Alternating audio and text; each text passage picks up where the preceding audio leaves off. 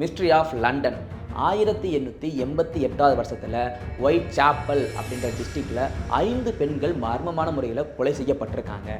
அந்த பெண்கள் எப்போ கொலை செய்யப்பட்டிருக்காங்கன்னா, ஆகஸ்ட் மாதத்துலேருந்து செப்டம்பர் மாதம் இந்த 2 மாத இடைவெளியிலேயே 5 பெண்களுமே கொலை செய்யப்பட்டிருக்காங்க. போலீஸ் இன்வெஸ்டிகேஷன் எடுத்து நடத்தும்போது அந்த 5 பெண்களுக்கும் ஏதாவது தொடர்பு இருக்குமா அப்படின்னு சொல்லி இன்வெஸ்டிகேஷன் பண்ணி பார்த்துருக்காங்க. எந்த ஒரு தொடர்பும் இல்லை அப்படின்றது தெரிய வருது. பல காலங்களாகவே இன்வெஸ்டிகேஷன் நடத்திட்டு தான் வந்திருக்காங்க. யார் என்னென்ற தகவல் சரியாக கிடைக்கல. ஒரு நாள் காவல்துறைக்கு ஒரு லெட்ரு ஒன்று வருது. அதில் என்ன வருதுன்னா, இந்த 5 பெண்களையும் நான் தான் கொலை செஞ்சேன் அப்படின்னு சொல்லி லெட்ரு வருது. ஒரு திடுக்கிடும் ஒரு தகவலாக தான் அங்கே பார்க்கப்பட்டது. அந்த லெட்ரு யார் அனுப்புனா என்னன்னு விசாரிக்கும் போது தான் தெரிய வருது. அந்த லெட்ரு அனுப்பினவர் பேர் ஜாக் த ரைப்பர் அப்படின்றவர் தான் அந்த லெட்டரை அனுப்பியிருக்காரு.